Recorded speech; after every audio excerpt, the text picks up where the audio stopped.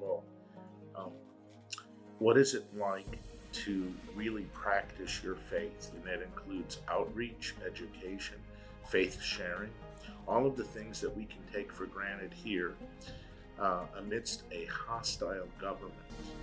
All right, the circumstances of a hostile government that is very nationalistic, right? In the sense that the current government in India is is pushing a Hindu nationalism. In other words, that India is a Hindu country, and then anything, particularly from the West, particularly Christianity, should be rejected and at the very least discouraged. Right. So, for example, it's illegal to make a convert to Catholicism in India.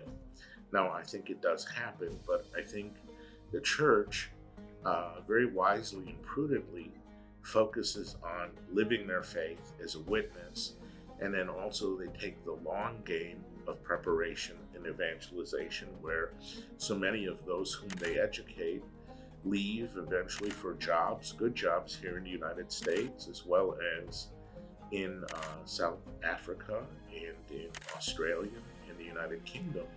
And many of them have had such a positive experience of the ministry of the church that they're drawn to conversion. I also think some of the things that we can take from that is a sense of being patient with faith. Now, the church in India, dates to apostolic times. I mean, the Apostle Thomas brought the faith there, and I was privileged to have Mass there at the site of his martyrdom, Thomas Mount. So, I mean, in many ways, the Indian experience of the church and Christianity is not a product of colonialism, although it's sort of tried to be painted that way by the current nationalists.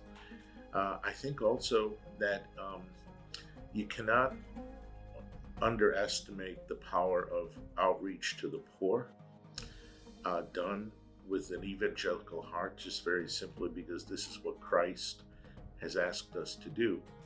Mother Teresa was always saying that you don't have to feed everybody or solve world hunger, feed one person. That the Lord asked her to be faithful, not successful. So focus on the fidelity of that. And I think that's really at the heart of how we should live our faith in times of change, in times where ideologies that are very hostile to the church and to human dignity are having a good deal of influence and force in our own nation.